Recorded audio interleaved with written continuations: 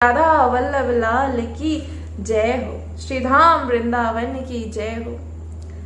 देखिए, आपको आज जिस विषय पर हम जो चर्चा करने जा रहे हैं वो विषय ये है कि बार बार ये समझाया जाता है कि जिन्हें भी संतों के मुख से जो वाणी सुनने को मिलती है वो बार बार यही कहते हैं कि कभी भी अविवेकी मत होइए, हमेशा धैर्य रखिए और हर समय प्रभु का नाम जप करें। लेकिन हम क्यों नहीं हो पाते? हम क्यों नहीं पाते प्रभु का नाम? क्यों हमारा मन, हम कह देते हैं कि हाँ हम हरि शरणम हैं, हम सब जानते हैं कि हम प्रभु के बालक हैं। और अगर आप नहीं मानते हैं तो आप इसी बात पर मान लीजिए कि एक अदृश्य वायरस जिसे आप देख नहीं पा रहे हैं वो आपको कितना आपके ऊपर हावी हो सकता है। तो क्या जिन प्रभु को आप अदृश्य कहते हैं तो उन्हें भी मान लीजिए, क्या वो नहीं है? वो है। अदृश्य क्यों है? क्योंकि हमारे ही अवगुणों के कारण हम उन्हें देख नहीं पाते। वो है कहां? वो हमारे हृदय में ही है। और प्रभु कहते हैं कि तुम्हें सिर्फ मेरा नाम जप करना है और बाकी कार्य मेरे पर छोड़ो। और मैं ये नहीं कि मैं ये कहूंगा कि मैं ऐसा कह रहा हूं कि मैं किसी और से आपके सारे कार्य करवा दूंगा, आपकी जितनी भी ये विपत्तियां हैं मैं किसी और से करवा दूंगा। नहीं, ऐसा नहीं कहते हैं। वो ये कहते हैं कि आप नाम जप करते रहिए, तुम मुझे याद करते रहो, मैं खुद तुम्हारे कार्य करूंगा। अब जब ऐसे कुछ लोग क्या समझ लेते हैं, जो कुछ साधक है वो क्या समझ लेते हैं? वो ये समझ लेते हैं कि अगर प्रभु ये कह रहे हैं कि तो क्या हमें आलसी बनाना चाह रहे हैं, तो क्या हम कोई भी कार्य ना करें, हम सब कार्य छोड़कर बैठ जाएं और प्रभु का नाम जप करें। ये हमारी सोच है कि हम किसी भी वाणी को न जाने किस ढंग से समझ लेते हैं। इसे ही कहते हैं प्रभु से दूर होना। संचय करते हैं संतों की वाणी पर, इतना विश्वास ही नहीं करते प्रभु पर। आज के समय में अपने बल का प्रयोग करते हैं कि हम सामर्थ्य रखते हैं, कि हम सब कुछ कर सकते हैं। और उस प्रभु से आप जहां मैं आप लाते हैं, आप यकीन मानिए हम उस स्थिति में हम प्रभु से दूर होते रहते हैं। यही आपको समझाया जा रहा है। केवल अपने कर्म करते रहिए। आपको जो जितनी भी जिम्मेदारी दे रखी है, आपको जितने भी आपके ऊपर जिम्मेदारी है उन्हें करते रहिए। ये नहीं कहा जाता कि सब कुछ छोड़कर बैठ जाइए। ऐसा तो हम नाम जप कर भी नहीं सकते, ऐसा भजन हम कर भी नहीं सकते कि सब कुछ छोड़ दें। इतना हमारे भीतर इतना सामर्थ्य भी नहीं है।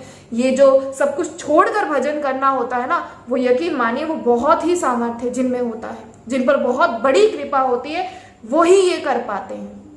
क्योंकि हम फंसे हुए हैं, बहुत सत्संग सुनते हैं, बहुत ज्ञानी हैं, न जाने कितने श्लोक याद हैं, न जाने कितने हमने शास्त्रों का अध्ययन किया है, हम बहुत ज्ञानी हैं, बहुत ज्ञानी, लेकिन फिर भी अज्ञानी बन जाते हैं क्योंकि वहां अपना सामर्थ्य का प्रयोग करते हैं। कभी ये नहीं सोचा कि प्रभु है, वो आपको देख रहे हैं, वो आपसे कहते हैं कि केवल तू मेरे नाम का भजन करता जा, तेरे जितने भी कार्य मैं करूंगा, किसी और से नहीं, मैं खुद करूंगा।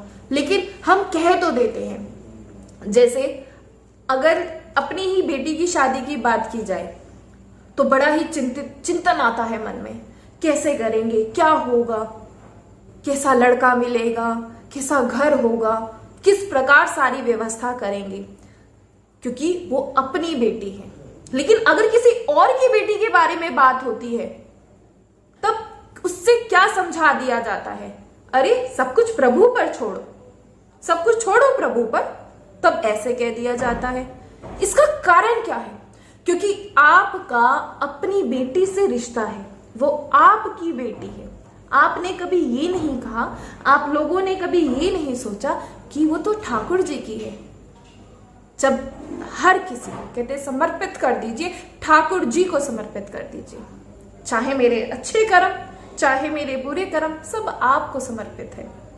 मैं ऐसा बलवान नहीं कि मैं कुछ कर पाऊं, मेरे अंदर इतना सामर्थ्य नहीं कि मैं कुछ कर पाऊं।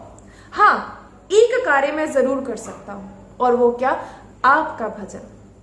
और इतना जब हम कह देते हैं, यकीन मानिए प्रभु इतना सुनते ही ना अपने हृदय से लगा लेते हैं कि इसे और कुछ नहीं चाहिए। हम मांग कर क्या सकते हैं? हम कुछ भी ऐसे कर्म करते हैं, तो कुछ अच्छे कर्म करते हैं, किसी की कोई सहायता करते हैं, कुछ दान करते हैं, पुण्य के कार्य करते हैं, तो हम कहते हैं आप कितना मांग सकते हैं? कितना आप प्रभु से कितना मांग लेंगे? धन, घर, साधन, कितना कुछ कहते आप मांग सकते हैं। लेकिन कहते बिन मांगे मिले मोती, मांगे मिले ना भीख। आप जानते हैं कि वो तो सारी सृष्टि उनकी है, उनके पास तो क्या नहीं है जिसे आज आप अपना कह रहे हैं। जिस घर में बैठकर आप बड़ा ही घमंड करते हैं, आपको बड़ा ही अभिमान है कि मैं इस 4 दीवारी के नीचे बैठा हूं, ये मेरा महल है, ये मेरी गाड़ी है, ये मेरे बच्चे हैं। आप जिसे बड़ा प्रसन्न होते हैं ना, यकीन मानिए आपका नहीं है, सब प्रभु का है। हम आपका तो जब मानेंगे, हम अपना जब मानेंगे जब इस प्राण इस तन से निकले, और तब जब हम उसे अपने साथ ले जा पाए। किसे साथ लेके जा सकते हैं? तो किस बात का घमंड? कुछ नहीं जा सकता, कुछ भी नहीं। आपका अभिमान आपको प्रभु से दूर करता रहेगा। जहां आप अपना बल लगाने की कोशिश करेंगे, आप उतना ही प्रभु से दूर जाते रहेंगे। जहां आप अपना सामर्थ्य रखेंगे कि मैं ये कर सकता हूं, उस स्थिति में आप कुछ भी नहीं कर पाएंगे। केवल एक कार्य आपको करना है, भजन। सारी सेवाएं छोड़नी नहीं है, सब सेवाएं करनी है। जितनी सेवाएं हमें दी गई हैं, अपनी मानकर नहीं कर रहे हैं, ठाकुर जी ने हमें दी है, मेरी श्री जी ने मुझे दी हैं। ये सेवाएं मुझे करनी है, और इनको करके जब मैं करूंगा तब तो वो बड़ा ही प्रसन्न होगी। और मेरा केवल एकमात्र कार्य है, और वो है भजन। और कुछ तर्क अब ऐसे भी आ जाते हैं, यकीन मानिए सुनने वाले आप में से जो सुनते हैं, सुनते बहुत हैं, समझते बहुत हैं, लेकिन कुछ ऐसे होते हैं जिन्हें नहीं समझ में आता, जो अभी भी अपना अभिमान लगाने की कोशिश करते हैं, अपना अभिमान दिखाने की, किसी को नीचा दिखाने की कोशिश की जाती है। यकीन मानिए आपको हम बार बार समझा रहे हैं, अगर प्रभु से प्रेम चाहते हो, प्रभु को पाना चाहते हो, किसी भी आपको ज्ञान की जरूरत नहीं, क्योंकि ज्ञानी बनकर नहीं, प्रेमी बनकर प्रेम करना है। जहां ज्ञान आता है वहां प्रभु दूर हो जाते हैं, क्योंकि ये कलयुग है।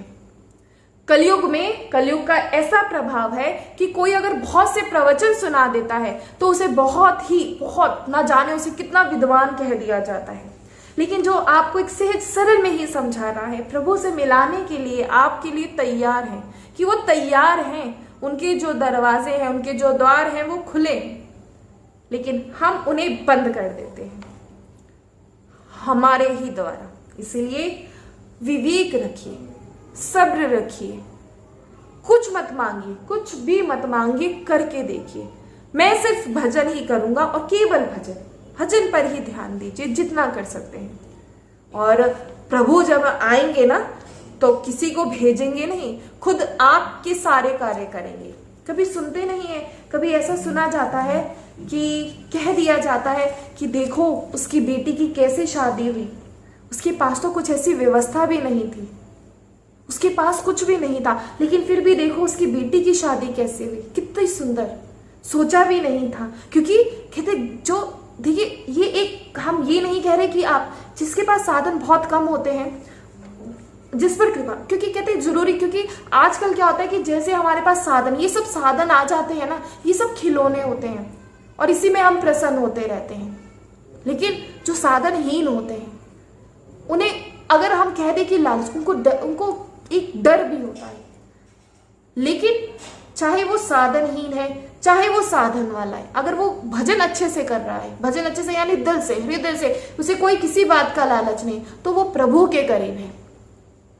जरूरी नहीं, हम देखते हैं कई ऐसे हमारे पास जो हमसे जुड़े हुए हैं, बहुत ही ऐसे अच्छे फॉलोवर्स जो है आप में से कई तो इतने मतलब बहुत ही सुंदर, आप सभी के जब भाव सुनते हैं तो यकीन मानिए हम आपको दिखा तो नहीं सकते, लेकिन जब आप भाव सुनाते हैं हमें, जब फोन कॉल्स आपकी आती है, आप अपने भाव सुनाते हैं, तो यकीन मानिए आंखों में आंसू आ जाते हैं आपके भाव सुनकर। बहुत अच्छा लगता है सुनकर कि आप में इतना भाव है, यकीन मानिए। इसलिए जो जिनके भी ऐसे भाव है जो सिर्फ प्रभु को ही, बहुत सारे ऐसे हैं जो सिर्फ केवल प्रभु को, तो सुनकर बड़ा आनंद आता है कि हाँ आप में से ऐसे बहुत सारे हैं। तो कहते आपको कभी चिंता नहीं करनी, आपको केवल एकमात्र कार्य करना है और वो है भजन। जितना कर सकते हैं उतना करें। अब आपको एक उदाहरण जरूर समझाएंगे। ये उदाहरण ही एक सच्ची घटना है। एक बरसाने में ही एक बाबा थे, उनका हम नाम भूल रहे हैं। उन बाबा जो थे वो, उनकी एक कपड़े की दुकान थी। तो बहुत ही सच्चे भक्त थे वो अपनी किशोरी जी के, बहुत ही। तो वो हर समय उनकी दुकान पर अगर कोई जरूरतमंद आ जाता था तो उससे ये नहीं देखते थे कि उसके पास पैसे हैं या नहीं। किसी ने कह दिया कि बेटी की शादी है तो ऐसे ही उठाकर जितना कह देते, जितना ले जाना है उतना ले जाओ। तो भाई अब ऐसे इस युग में अगर ऐसे कोई करेगा तो ये तो बहुत ही एक सहज सी बात है, बहुत सरल सी बात है कि किसी की भी ऐसे मदद करने देना, दुकान पे किसी को भी कपड़े दे देना। कोई आ जाता था, किसी को देख लेते थे उसी के पास कपड़े नहीं है तो उसे ऐसे ही दे देते थे। तो थोड़ी समय बाद पश्चात क्या हुआ, जो उनकी दुकान थी वो बंद हो गई। अब वो घर पर बैठ गए और हर समय राधा राधा राधा करते रहे। अब खुद की बेटी, खुद के बच्चे, कैसे करे शादी बच्चों की, कुछ नहीं सूझा। सिर्फ राधा राधा राधा, मेरी किशोरी जो, मेरी लाडली जो पुकारिए। देखिए बहुत, इस पुकार में ना बहुत ताकत है, बहुत। यकीन मानिए, चाहे कितने शास्त्र याद कर लीजिए, चाहे कितने शास्त्रों का अध्ययन कर लीजिए, कितने ग्रंथों का अध्ययन कर लीजिए, चाहे कुछ भी कर लीजिए, लेकिन जो ये पुकार है ना, जो जब दिल से निकलती है, श्री राधा मेरी लाडली जो, मेरी किशोरी जो, मैं आपका दास, और कोई नहीं, कोई भी नहीं, ऐसा ही करते रहते थे। और सब कहते थे कि ये पागल हो गए हैं सब। लेकिन यकीन मानिए, जब कभी ऐसे किसी को देखे ना, जब कभी धाम में आए और अगर ऐसे कभी महिमा देखें कि कोई संत खड़े हैं या किसी आप देख रहे हैं राधा राधा करते हंस रहे हैं, कभी वृक्षों में देख रहे हैं, कभी लताओं से प्रेम कर रहे हैं, कभी तेज तेज राधा राधा, कभी धीरे धीरे राधा राधा, वो पागल नहीं होते, उन पर कृपा होती है। हम लोग नहीं समझ पाते क्योंकि हम वैसे कृपा पात्र है ही नहीं। हम देखेंगे कह देंगे पागल है। ऐसे कोई नाम जप करता है तो कोई नाम जप का भी कोई तरीका होता है, भजन करने का कोई तरीका होता है? नहीं होता, सच्ची में नहीं होता। तो अब बेटी की शादी, अब उनकी जो धर्म पत्नी थी वो बहुत ही ज्यादा गुस्से में रहती थी। उनका गुस्सा होना भी जायज था कि कुछ काम तो करते नहीं, दुकान व्यापार भी सब गवा दिया और अब हर समय बैठे राधा राधा किशोरी जो को ही रटते रहते हैं। तो उन्होंने बुरे समय के लिए गुड़ रखा था कि ये जो गर्मियों में गुड़ है इसे मैं महंगे दाम में बेचूंगी। तो उन्होंने सस्ता खरीद के रखा, तो एक कमरे में रखा था। तब जब जाती हैं कि चलो अब इस गुड़ को बेचकर जो भी थोड़ा सा अपना जो जीवन है जिसमें थोड़ा सा अगर कुछ हो पाएगा तो उसे बेचकर जो भी मिलेगा तो उससे हम थोड़ा अपना घर देखेंगे। तो जो गुड़ होता है वो सारा पिघल गया होता है। अब बड़ा ही दुखी होती हैं और साथ ही साथ गुस्से में होती हैं। एक बात और ध्यान रखिएगा, आप जब ये सुनेंगे ना तो एक बात ध्यान रखिएगा, जो कहते हैं ना, जो जबरदस्ती कोशिश करते हैं कि मैं अगर राधा नाम जप कर रहा हूं, मैं अगर भजन कर रहा हूं तो मेरे घर के, मेरे परिवार के भी भजन करें। अगर जो कोई ऐसी कोशिश करता है, आपको नहीं, आप नहीं करवा सकते। यकीन माने, हम आपको समझा रहे हैं, आप किसी से नहीं भजन करवा सकते, आपका इतना सामर्थ्य नहीं है।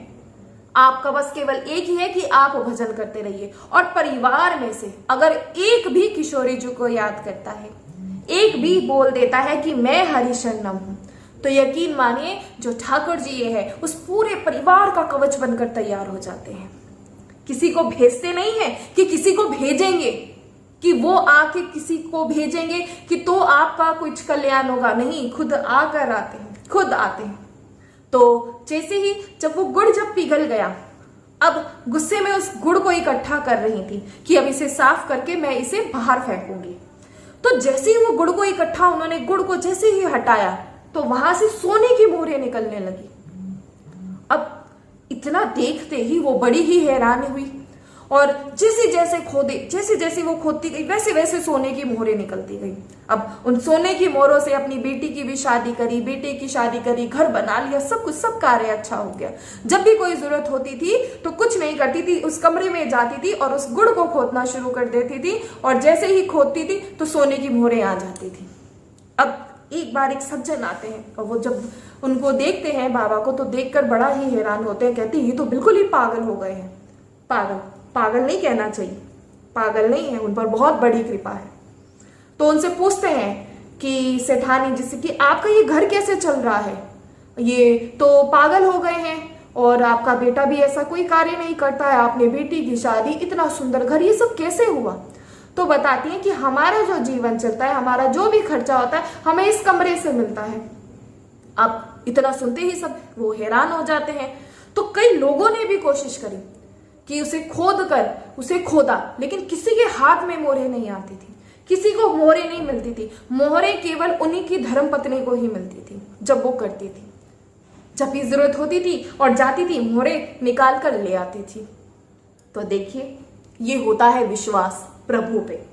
हम तो बोल देते हैं, किसी दूसरे के लिए बोल देना बहुत ही आसान हो जाता है कि कोई बात नहीं, सब कार्य ठाकुर जी करेंगे, आपको क्या घबराने की क्या जरूरत है, सब कार्य ठाकुर जी करते हैं। ये बोल देना तो बहुत आसान होता है, लेकिन यकीन मानिए जब अपने पर लागू होती है तब समझ में आता है। और अपने पर आप सब्र रख पाए, किस प्रकार हम अपने आप पर कि हे प्रभु केवल आप, कुछ नहीं मांगना, कुछ भी नहीं।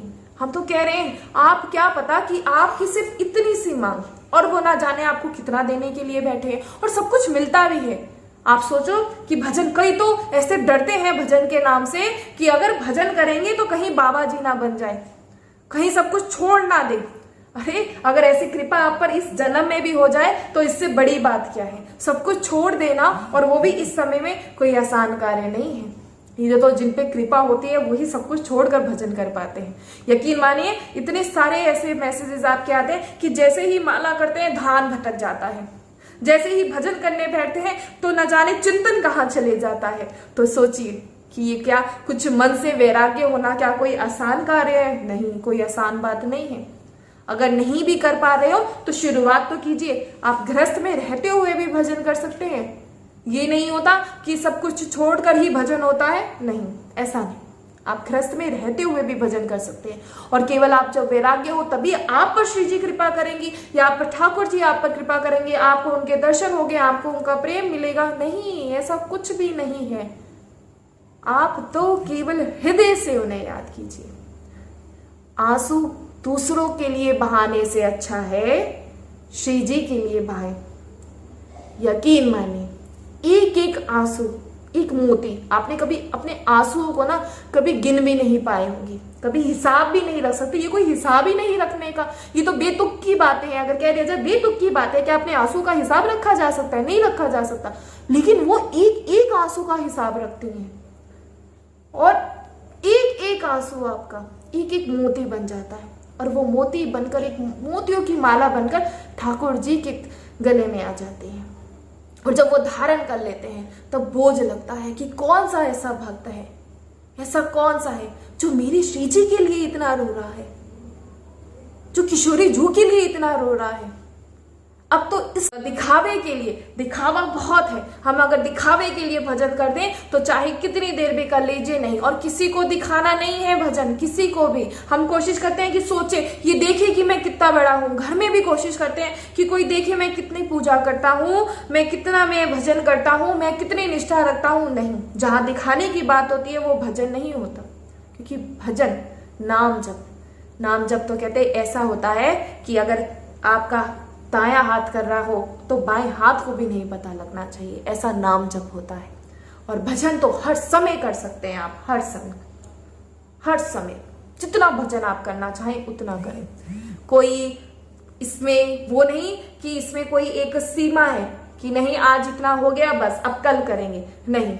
दिन में तो कहते हैं बहुत सारा दिन भजन कर लिया, सोचते हैं कि आज तो बहुत भजन किया है, अब अपने मन को थोड़ा सा रिलैक्स देंगे, अब अपने आप को थोड़ा सा आराम देंगे।